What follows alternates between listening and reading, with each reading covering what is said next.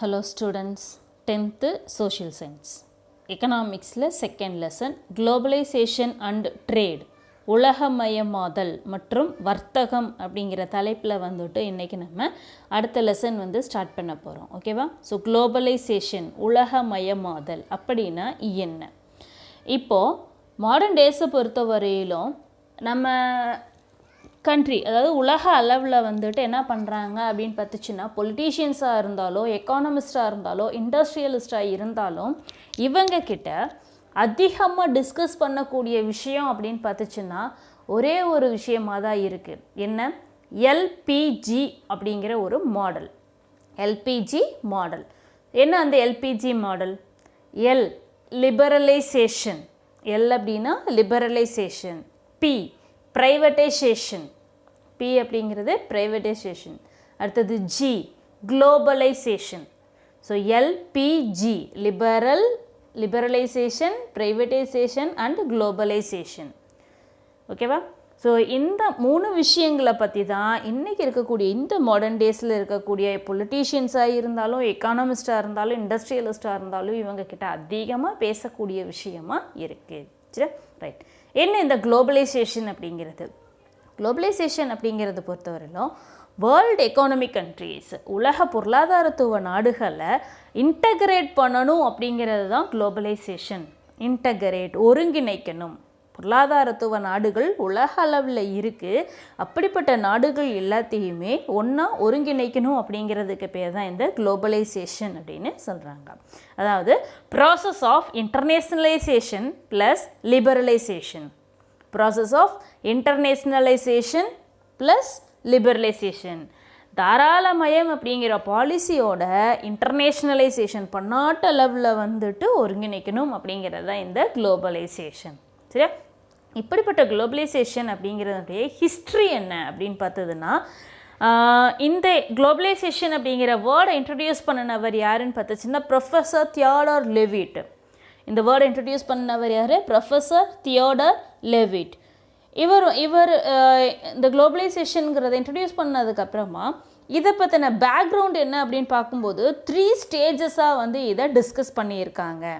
Globalisation அப்படிங்கிறத 3 ஸ்டேஜஸாக வந்து discuss பண்ணியிருக்கிறாங்க. என்ன ஸ்டேஜஸ் அப்படின்னு பார்த்துச்சுன்னா, first one archaic globalisation. First stage archaic globalisation. Second stage proto globalisation. Second stage proto globalisation. And third modern globalisation. Third one modern globalisation. இதை தமிழில் படிக்கும்போது ஆர்காயிக் அப்படின்னா தொன்மையான, ஆர்காயிக் அப்படிங்கிறது தொன்மையான, குளோபலைசேஷன்னா உலகமயமாக்கல், தொன்மையான உலகமயமாக்கல் அப்படின்னு சொன்னாங்க. அதாவது புரோட்டோ குளோபலைசேஷன் அப்படிங்கிறத இடைப்பட்ட உலகமயமாக்கல் அப்படின்னு சொன்னாங்க. அண்ட் தேர்டு மாடர்ன் குளோபலைசேஷன் அப்படின்னா நவீன உலகமயமாக்கல். சரியா? ஹிஸ்ட்ரியை பொறுத்த வரையிலும் 3 பிரிவாக உலகமயமாதல் அப்படிங்கிறது நடத்தி காமிச்சிருக்கிறாங்க. சரியா? ரைட். இப்போ ஃபஸ்ட்டு ஸ்டேஜ் என்ன? ஆர்காயிக் குளோபலைசேஷன், தொன்மையான உலகமயமாக்கல். எப்படியெல்லாம் இதை நடத்தி காமிச்சிருக்கிறாங்க அப்படிங்கிறத தான் அடுத்து நம்ம பார்க்க போகிறோம். சரியா? ரைட். லெசனுக்கு போவோமா? எஸ். தொன்மையான உலகமயமாக்கல், ஆர்காயிக் குளோபலைசேஷன். இது ஆரம்பித்தது எங்கே அப்படின்னு பார்த்தோம்னா சுமர் அண்ட் இண்டஸ் வேலி சிவிலைசேஷன். சுமர் அண்ட் இண்டஸ் வேலி சிவிலைசேஷன். இந்த 2 நாகரீகங்கள், சிவிலைசேஷன் அப்படின்னா நாகரீகம் அப்படின்னு சொல்லுவோம், இவங்களுக்கு நடுவில் ட்ரேட் ரிலேஷன் அப்படிங்கிறத நடத்தி இருக்கிறாங்க. ஸோ இதுதான் வந்துட்டு இந்த குளோபலைசேஷனுடைய ஃபஸ்ட்டு ஷேப்பாக வந்து இருந்திருக்கு. ஆக சுமேரியா, சிந்து, சுமர் அண்ட் இண்டஸ், இந்த 2 சிவிலைசேஷனுக்கு நடுவில் நடந்த ட்ரேட் ரிலேஷன்ஷிப் தான் குளோபலைசேஷனுக்கான ஃபஸ்ட்டு ஃபார்மேஷனாக இருந்திருக்கு. 3rd செஞ்சுரியில் வந்து இது ஃபார்ம் பண்ணியிருக்கிறாங்க. இந்த தாட்டை சொன்னவர் யார் அப்படின்னு பார்த்துச்சுன்னா Andre Gunder Frank. Andre Gunder Frank இவர் தான் வந்து அதை எக்ஸ்பிளைன் பண்ணியிருக்காரு. சரி, அடுத்தது இந்த குளோபலைசேஷன் எக்கானமி அப்படிங்கிறதுல குளோபலைஸ் எக்கானமிக், ஸோ இதையும் கல்ச்சர், இந்த இடத்துல தான் கலாச்சாரம் அப்படிங்கிறதும் வந்துட்டு ஒரு ஷேப்புக்கு வந்திருக்குது அப்படின்னு சொல்லியிருக்கிறாங்க. அப்போ ஆர்காயிக் குளோபலைசேஷன் அப்படிங்கிற இந்த பீரியடில் தான் கலாச்சாரம் அப்படிங்கிற ஒன்று கூடவே உருவாகி இருக்கு. சரியா? ஸோ இப்படி உருவான இந்த காலம் எது அப்படின்னு பார்த்துச்சுன்னா ஹெலனிஸ்டிக் ஏஜில் தான் வந்துட்டு இந்த கல்ச்சரையும் சேர்த்து ஃபார்ம் பண்ணியிருக்கிறாங்க. சரியா? கல்ச்சர் அப்படிங்கிற ஒன்று உருவானதே ஹெலனிஸ்டிக் ஏஜ் அப்படில தான் சொல்லியிருக்கிறாங்க. சரியா? ஸோ இதுதான் என்னது ஆர்காயிக் குளோபலைசேஷன். இந்த குளோபலைசேஷன் பீரியடில் இவங்களுக்கு அடுத்தது ரோம் எம்பையர் வந்தாங்க, பார்த்தியன் எம்பையர் வந்தாங்க, அண்ட் ஹன் டைனசிட்டி வந்தாங்க. ஸோ இந்த மாதிரி ஒவ்வொரு எம்பையருக்கும் டைனசிட்டிக்கு நடுவில் ஒரு ட்ரேட் ரிலேஷன்ஷிப் இருந்திருக்கு. இது மூலமாகவும் குளோபலைசேஷன் அப்படிங்கிறது ஒரு ஷேப்புக்கு வந்திருக்கு. ஸோ இந்த எம்பையர்ஸு அவங்களுக்குள்ள அவங்களுடைய ட்ரேட் ரிலேஷனை நடத்திக்கணும் அப்படிங்கிறதுக்காக சில்க் ரோட் அப்படிங்கிறத வந்து ஆரம்பிச்சிருக்கிறாங்க. ஸோ இது அவங்களுடைய டெவலப்மெண்ட்டுக்கு ரொம்பவே ஹெல்ப் பண்ண ஒரு விஷயமா இருந்திருக்கு. ஸோ இது எல்லாம் தான் என்னது ஆர்காயிக் குளோபலைசேஷன் அப்படின்னு சொல்கிறது. சரியா? ரைட். அடுத்தது புரோட்டோ குளோபலைசேஷன். இந்த புரோட்டோ குளோபலைசேஷன் அப்படிங்கிறது இடைப்பட்ட உலகமயமாக்கல் அப்படின்னு சொன்னோம். இதில் பார்த்ததுன்னா ஆர்காயிக்கினுடைய அடுத்த ஸ்டேஜ் தான் வந்துட்டு proto globalisation. 16th and 17th செஞ்சுரியில் யூரோப்பியன் எம்பையர்ஸ்னுடைய ரேஸில் வந்துட்டு ஃபஸ்ட்டு போர்ச்சுகீஸ், அடுத்தது Spanish, Dutch and British. So இந்த எம்பையர்ஸ் வந்து என்ட்ரானாங்க. இவங்க என்ட்ராகும்போது சி ரூட்டு தான் வந்துட்டு அவங்களுடைய ட்ரேடிங் ரூட்டாக நடத்திட்டு இருந்திருக்கிறாங்க. ஸோ சி ரூட்டு கடல் வழியில் தான் அவங்களுடைய வாணிபம் அப்படிங்கிறத நடத்திட்டு இருந்திருக்கிறாங்க. இந்த குளோபலைசேஷனுங்கிறது 17th செஞ்சுரியில் பிரிட்டிஷ் ஈஸ்ட் இந்தியா கம்பெனி அப்படிங்கிறது ஆரம்பிக்கிறதுக்கு ஹெல்ப் பண்ணியிருக்கு. So British East India company 1600 இந்த பீரியடில் தான் வந்து ப்ரைவேட் பிஸ்னஸ் அப்படிங்கிறத ஆரம்பித்தாங்க. ப்ரைவேட் பிஸ்னஸாக தான் வந்து ஃபஸ்ட்டு அதை ஆரம்பித்தாங்க. அப்படி ஆரம்பித்த இந்த ப்ரைவேட் பிஸ்னஸ்க்கு என்னென்ன நேம் கொடுத்தாங்க அப்படின்னு பார்த்ததுன்னா ஃபஸ்ட் மல்டிநேஷ்னல் கம்பெனி அப்படின்னு சொன்னாங்க. First multinational company. ஓகேவா? So British East India company 17th செஞ்சுரியில் 1600 பீரியடில் ஆரம்பித்த ப்ரைவேட் பிஸ்னஸ் அப்படிங்கிற இந்த கம்பெனிக்கு ஃபஸ்ட் மல்டிநேஷ்னல் கம்பெனி அப்படிங்கிற நேம் வந்து கொடுத்துருக்குறாங்க. அதுக்கடுத்து first Dutch East India company வந்தாங்க, ஆரம்பித்தாங்க. 1602 வந்து இதை எஸ்டாப்ளிஷ் பண்ணி இதில் மூலமாக அவங்களுடைய ட்ரேடை வந்து நடத்திட்டு இருந்திருக்கிறாங்க. செகண்ட் ஸ்டேஜான புரோட்டோ குளோபலைசேஷனில். அடுத்தது மாடர்ன் குளோபலைசேஷன். இந்த மாடர்ன் குளோபலைசேஷன் அப்படிங்கிறது பார்த்தா 19th செஞ்சுரியில் வந்து ஆரம்பிச்சிருக்கு.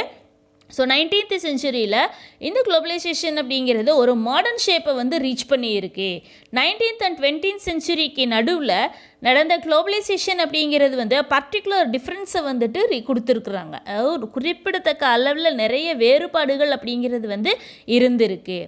எந்த மாதிரி அப்படின்னு பார்த்துச்சுன்னா இந்த செஞ்சுரிஸில் நடந்த வேர்ல்டு லெவல் ட்ரேட் அப்படிங்கிறதுல எக்கனாமியில் வந்து என்ன பண்ணிக்கிறாங்கன்னா கேபிட்டல் அண்ட் இன்ட்ரெஸ்ட். கேபிட்டல்னா மூலதனம், இன்ட்ரெஸ்ட்னா முதலீடு. அப்போ மூலதனமும் முதலீடும் செஞ்சுருக்கிறாங்க. இன்னொரு விஷயம் என்ன அப்படின்னா 20th செஞ்சுரியில் அவங்களுடைய மெர்ச்சன்ட் ப்ரொடக்ஷன் அப்படின்னு வரும் பொழுது கான்ட்ரிபியூஷன் அதிகமாக இருந்துச்சு. அதிக கான்ட்ரிபியூஷனை கொடுத்ததோட சர்வீஸ் ட்ரேடு அண்ட் இன்டர்நேஷ்னல் ட்ரேடில் வந்துட்டு ப்ரொடக்ஷனில் வந்து நிறைய ரேஸ் பண்ணி இருக்கிறாங்க. அப்படின்னா அதுவும் இந்த மாடர்ன் குளோபலைசேஷனில் தான் நடத்தி காமிச்சிருக்கிறாங்க. சரியா? ஸோ இதுதான் என்னது 3 ஸ்டேஜஸ் அப்படின்னு சொன்ன ஆர்காயிக், அடுத்தது புரோட்டோ அண்ட் மாடர்ன் குளோபலைசேஷன் அப்படிங்கிறது. சரியா? ரைட்டு. அடுத்தது நம்ம பார்க்கக்கூடியது என்ன அப்படின்னு பார்த்துச்சுன்னா trade and traders in South India historical perspective. Trade and traders. Trade அப்படின்னா வர்த்தகம், ட்ரேடர்ஸ் அப்படின்னா வியாபாரிகள். இவங்க யார் அப்படிங்கிறது தான் வந்து அடுத்து நம்ம பார்க்க போகிறோம். அப்போ வியாபாரம் செஞ்சவங்க யார், எதை வியாபாரத்தில் கொடுத்துருக்குறாங்கங்கிறத தான் வந்து பார்க்க போகிறோம். சரியா? ரைட். ஃபஸ்ட்டு வந்தவங்க யார் அப்படின்னு பார்த்துச்சுன்னா என்ன நோக்கத்துக்காக இதை ஆரம்பிச்சிருக்கிறாங்க அப்படின்னு பார்க்கும்போது organise and expand. So South Indian trade guilds அப்படிங்கிறத வந்து ஆரம்பிச்சிருக்கிறாங்க. இந்த சவுத் இந்தியன் ட்ரேட் கில்ஸ் அப்படிங்கிறது மூலமாக ட்ரேட் ஆக்டிவிட்டீஸை ஆர்கனைஸ் பண்ணவும் எக்ஸ்பேண்ட் பண்ணுறதுக்காகவுமே இந்த சதர்ன் இந்தியன் ட்ரேட் கில்ஸை வந்துட்டு ஆரம்பிச்சிருக்கிறாங்க. யார் இவங்க? தென்னிந்திய வர்த்தக குழு. யார் இவங்க? தென்னிந்திய வர்த்தக குழு. இவங்க மூலமாக வர்த்தக நடவடிக்கைகள் அப்படிங்கிறத ஆர்கனைஸ் ஒழுங்கமைச்சிருக்கிறாங்க அண்ட் எக்ஸ்பேண்ட் விரிவுபடுத்தி இருக்கிறாங்க. சரியா? ஸோ அடுத்தது இந்தியன் கல்ச்சரையும் வந்து இங்கே அதர் கண்ட்ரீஸ்க்கு வந்து எக்ஸ்போர்ட் பண்ணியிருக்கிறாங்க. ஸோ அதுக்கான ரூட்டாக வந்துட்டு இந்த குரூப்பு யார் அவங்க? கில்ஸ் வந்துட்டு ஹெல்ப் பண்ணியிருக்கிறாங்க. சரியா? ஸோ கில்ஸ் அப்படிங்கிறவங்க ஒரு குழு. கில்ட் அப்படின்னா குழுன்னு அர்த்தம். சரியா? இந்த தென்னிந்திய வர்த்தக குழு இந்தியாவில் வியாபாரத்தை மட்டும் செய்யாமல் அது கூட சேர்ந்து என்ன செஞ்சுக்கிறாங்க? இந்திய கலாச்சாரத்தையும் வந்து மற்ற நாடுகளுக்கு ஸ்ப்ரெட் பண்ணியிருக்கிறாங்க.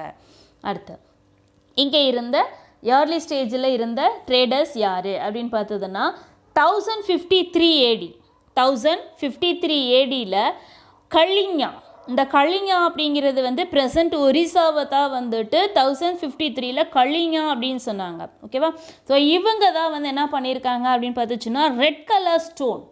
அவங்க இம்பார்ட்டன்ஸ் கொடுத்தது என்னது? Red colour stone. So brought red colour stone decorative objects for trade and also cotton textile and Southeast Asia at an early date. இவங்க வந்துட்டு இந்த ரெட் கலர் ஸ்டோனில் வந்துட்டு ஆப்ஜெக்ட்ஸ் மேக் பண்ணி அதர் ட்ரேட் கொடுத்துருக்குறாங்க. அடுத்து ஏர்லி பீரியட்லேயே வந்துட்டு டெக்ஸ்டைல் இண்டஸ்ட்ரீஸை ரன் பண்ணிகிட்டு இருந்திருக்கிறாங்க. ஸோ டெக்ஸ்டைல்ஸ் இருந்திருக்கு, காட்டன் டெக்ஸ்டைல். அடுத்து சவுத் ஈஸ்ட் ஏஷியாவுக்கு வந்து அதை கொண்டுட்டு வந்து ட்ரேட் பண்ணியிருக்கிறாங்க. இது எல்லாமே நடந்தது எப்போ அப்படின்னு பார்த்தா ஏர்லி ட்ரேடர்ஸ் 1053 AD பீரியடில் நடத்தி காமிச்சிருக்கிறாங்க. எங்கே? கலிங்கா. சரியா? அடுத்தது second one European traders in South India. இந்த பீரியடில் இந்தியாவுக்கு வந்துட்டு யூரோப்பியன்ஸ் வந்து நிறைய இன்ஸ்டிடியூஷன்ஸ் மூலமாக வந்துட்டு வந்திருக்காங்க. ஸோ இவங்க ட்ரேடிங் ஆக்டிவிட்டீஸ் காரணமாக வந்து வந்ததாக இருக்குது. ஸோ அப்படி வந்தவங்க யார் அப்படின்னு பார்த்துச்சுன்னா வாஸ்கோ ட காமா. இவர் தான் வந்துட்டு யூரோப்பில் இருந்த இந்தியாவுக்கு கேப் ஆஃப் குட் ஹோப், நன்னம்பிக்கை முனை, கேப் ஆஃப் குட் ஹோப். இதெல்லாம் நீங்கள் 8th படிச்சிருப்பீங்க இந்த வார்த்தைகள் எல்லாம். ஓகேவா? கேப் ஆஃப் குட் ஹோப் அப்படிங்கிற இந்த ரூட்டை யூஸ் பண்ணி வந்து என்ன செஞ்சுருக்கிறாரு? இந்தியாவுக்கு வந்துட்டு ஒரு நியூ சி ரூட்டை வந்து கண்டுபிடிச்சிருக்கிறாரு. எங்கேருந்து? யூரோப்லேருந்து இந்தியாவை ரீச் பண்ணுறதுக்கு. சரியா? ஸோ அடுத்தது போர்ச்சுகீஸ். வாஸ்கோ ட காமா இவருடைய லீடர்ஷிப்பில் அண்டர் வாஸ்கோ ட காமா லீடர்ஷிப் போர்ச்சுகீஸ் மே 1498 வந்துட்டு கேலிக்கட்டில் ட்ரேடுக்காக வந்தாங்க. சரியா? 1498 May 17 வாஸ்கோ ட காமாவுடைய லீடர்ஷிப்பில் வந்துட்டு போர்ச்சுகீஸ் வந்திருக்காங்க. அடுத்து வாஸ்கோ ட காமாவால் போர்ச்சுகலுக்கு வந்துட்டு அவங்க இங்கே இந்தியாவிலிருந்து எக்ஸ்போர்ட் பண்ண கூட்ஸ் அப்படிங்கிறதோடைய ப்ராஃபிட் பார்த்துச்சு அப்படின்னா அவர் இந்தியாவை சுற்றி பார்க்கறதுக்காக, அதாவது இந்தியாவை ட்ராவல் பண்ணும்போது அவர் எவ்வளோ வந்து எக்ஸ்பென்சஸ் செலவு செஞ்சாரோ அந்த செலவை காட்டிலும் 60 டைம்ஸ் 60 மடங்கு வந்துட்டு அதிகமான லாபத்தை கொடுத்துருக்குது. சரியா? ஸோ அந்த அளவுக்கு இந்தியாவில் வந்து என்ன பண்ணியிருக்காங்க? இங்கிருந்து பொருட்களை வந்துட்டு எக்ஸ்போர்ட் பண்ணி அவங்க கண்ட்ரியில் வந்துட்டு ட்ரேடுக்காக கொண்டு போயிருக்கிறாங்க. சரியா? அடுத்து 1500 AD இங்கே பெட்ரோ ஆல்வாரேஸ் கேப்ரேல் இவர் வந்துட்டு இந்தியாவுக்கு வந்திருக்காரு. இவரும் போர்ச்சுகீஸ் தான். அடுத்து 1502 வாஸ்கோ ட காமாவுடைய செகண்ட் ட்ரிப். ஃபஸ்ட்டு அவர் வந்தது 1498 வந்தார். அடுத்தது 1502 வந்திருக்காரு. ஸோ இந்த செகண்ட் ட்ரிப்பில் வந்துட்டு இந்தியாவில் கேலிக்கட், கொச்சி, கண்ணனூர் இந்த பிளேஸில் ட்ரேடிங் சென்டர்ஸை வந்து ஆரம்பிக்கிறதுக்கு ஹெல்ப் பண்ணியிருக்கு. ஸோ ஆரம்பத்தில் இந்தியாவில் போர்ச்சுகீஸுடைய ஹெட் குவார்ட்டர்ஸ் அப்படின்னு பார்த்துச்சுன்னா அது கொச்சி, கேபிட்டலாக வந்துட்டு கொச்சின் தான் வந்து இருந்திருக்கு. சரியா? ரைட். அடுத்து அடுத்து பார்க்கக்கூடியது டச் பீப்புள். ஸோ இந்த டச் பார்த்ததுன்னா 1596 இருந்து டச் பீப்புள் வந்துட்டு மெனி டைம்ஸ் அவங்களுடைய ட்ராவலை நடத்தியிருக்கிறாங்க இந்தியாவில். டச் ஈஸ்ட் இந்தியா கம்பெனி அப்படிங்கிறது 1602 ஃபார்ம் பண்ணியிருக்காங்க.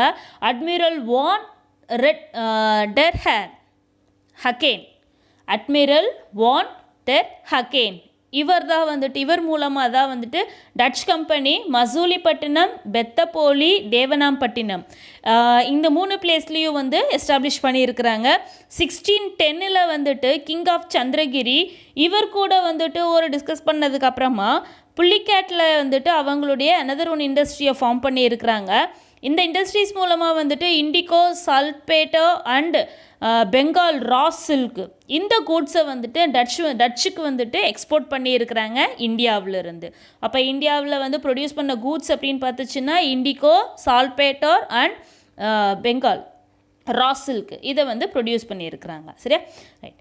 அதுக்கப்புறமா இந்தியாவில் டச்சினுடைய ஹெட் குவார்ட்டர்ஸ் கேபிட்டல் அப்படின்னு பார்த்துச்சுன்னா அது புலிக்காட்டாக தான் இருந்திருக்கு. ஓகேவா, இது டச்சு. அடுத்தது பிரிட்டிஷ் கம்பெனி. இங்கே பிரிட்டிஷ் கம்பெனி பார்த்துச்சுன்னா டிசம்பர் 31, 1600 ஈஸ்ட் இந்தியா கம்பெனி அப்படிங்கிறத ஆரம்பிக்கிறதுக்காக அப்போது குயினாக இருந்த எலிசபெத் இவங்க கிட்ட வந்துட்டு இவங்களுடைய சேட்டன் தான் வந்துட்டு அவங்க இந்தியாவில் வந்துட்டு ஆரம்பிக்கிறதுக்கு உதவியதாக இருந்துச்சு. ஸோ 1600 வருஷம் டிசம்பர் 31 குயின் எலிசபெத் கிட்ட வந்துட்டு அவங்க கொடுத்த சார்ட்டர் பட்டயம் அப்படிங்கிறதன் மூலமாக இந்தியாவில் வாணிபத்தை ஆரம்பிச்சிருக்கிறாங்க. ஸோ ட்ரேடுங்கிறது ஆரம்பமாகி இருக்கு. சவுத் ஈஸ்ட் கோஸ்ட்டு பிரிட்டிஷ் வந்துட்டு 1611 மசூலிப்பட்டினம்ங்கிற இடத்துலையும் 1626 புள்ளிக்கேட் நியர் புள்ளிக்கேட்லேயும் வந்துட்டு அவங்களுடைய கம்பெனியை ஆரம்பித்தாங்க. பிரிட்டிஷ் ஈஸ்ட் இந்தியா கம்பெனிங்கிற கம்பெனியை வந்து ஆரம்பிச்சிருக்கிறாங்க. சுல்தான் ஆஃப் கோல்கொண்டா இவர் வந்துட்டு இந்த பிரிட்டிஷ் மர்ச்சன்ட்ஸ் இருக்கிறாங்க இல்லையா இவங்களுக்கு வந்துட்டு கோல்டன் ஃபயர்மேன் அப்படிங்கிற டைட்டில் கொடுத்துருக்காரு. கோல்டன் ஃபயர்மேன்கிற டைட்டில் கொடுத்தது சுல்தான் ஆஃப் கோல்கொண்டா. 1632 வந்துட்டு அவங்களுடைய கிங்டம் போர்ட்டுக்கு வந்துட்டு ஃப்ரீயாக ட்ரேட் பண்ணுறதுக்கான பர்மிஷனை வந்து கொடுத்துருக்காரு. இலவச வர்த்தகம் அதை நடத்துறதுக்கான பர்மிஷனை கொடுத்துருக்காரு. 1639 வந்துட்டு பிரிட்டிஷால் சென்னையில் வந்துட்டு ஒரு ஃபோர்ட்டிஃபைட் ஃபேக்ட்ரி ஆரம்பிக்கணும்னு நினச்சாங்க. அதை கட்டி முடித்தாங்க. அதுதான் சென்ட் ஜார்ஜ் ஃபோர்ட். அவங்க அப்படி கட்டின ஃபோர்ட்டிஃபைட் ஃபேக்ட்ரி தான் என்னது சென்ட் ஜார்ஜ் ஃபோர்ட் அப்படிங்கிறது. கோரமண்டல் கோஸ்ட்டில் வந்து மசூலிப்பட்டினம் இதை வந்துட்டு அவங்களுடைய செட்டில்மெண்ட் கேபிட்டலாக வந்து மாற்றினாங்க. அவங்க குடியேற்றத்துடைய தலைமையகம்னு சொல்லக்கூடிய இடமா மசூலிப்பட்டினத்தை வந்து மாற்றிட்டாங்க. அடுத்து பார்க்குறது டேனிஷ். இந்த டேனிஷ் பார்த்திங்கன்னா 1616 வந்துட்டு இந்தியாவுக்கு வந்தவங்க டேனிஷ் ஈஸ்ட் இந்தியா கம்பெனிங்கிறத ஆரம்பித்தாங்க. 1620 டேனிஷ் இந்தியாவில் வந்துட்டு டேனிஷ் செட்டில்மெண்ட்ஸை ட்ராங்குபார் அதை வந்து அவங்களுடைய கேபிட்டலாக ஃபார்ம் பண்ணாங்க. ஸோ அவங்களுடைய செட்டில்மெண்ட் கேபிட்டல் அப்படின்னா அது ட்ராங்குபார் டேனிஷ்க்கு. அடுத்து ஃப்ரெஞ்சு பார்த்திங்கன்னா இந்தியாவில் 1668 வந்துட்டு கோல்கொண்டா சுல்தான் ஆஃப் கோல்கொண்டா கிட்ட பர்மிஷன் வாங்கி ஃபஸ்ட்டு ஃப்ரெஞ்சு ஃபேக்ட்ரியை வந்து எஸ்டாப்ளிஷ் பண்ணியிருக்கிறாங்க. 1693 டச் வந்துட்டு பாண்டிச்சேரியை கேப்சர் பண்ணாங்க. But handed back to the French. திரும்பவும் அதை ஃப்ரெஞ்சுக்கிட்டேயே வந்துட்டு ஹேண்ட் ஓவர் பண்ணிட்டாங்க. 1701 பாண்டிச்சேரி வந்துட்டு ஃப்ரெஞ்சுடைய ஹெட் குவார்ட்டர்ஸ் கேபிட்டலாக வந்து மாறியிருக்கு. ஸோ இவங்க தான் வந்துட்டு அதாவது ஹிஸ்ட்ரியில் சவுத் இந்தியாவில் ட்ரேட் நடத்தினவங்க அப்படின்னு பார்த்துச்சுன்னா Europeans, Portuguese, Dutch, British East India company, Danish, French இவங்க தான் வந்துட்டு இந்தியாவில் ஏர்லி ட்ரேடர்ஸாக இருந்திருக்கிறாங்க. சரியா, ரைட். அடுத்து நம்ம பார்க்கக்கூடியது என்ன அப்படின்னா டாப்பிக்கான குளோபலைசேஷன் அப்படிங்கிறத பார்க்க போகிறோம். ஸோ இவங்க மூலமாக இப்போ நம்ம பார்த்த இவங்க மூலமாக தான் குளோபலைசேஷன் லெவலில் வந்துட்டு குளோபலைசேஷன் அப்படிங்கிறது வந்துட்டு உருவானதே, உலகமயமாக்கல் அப்படிங்கிறதே வந்துட்டு இந்த மாதிரியான வியாபாரத்தின் மூலமாக தான் உருவாகி இருக்குன்னு சொல்லியிருக்கிறாங்க. ஓகேவா, மீதி இருக்கிறது நெக்ஸ்ட் கிளாஸில் பார்ப்போம். தேங்க்யூ.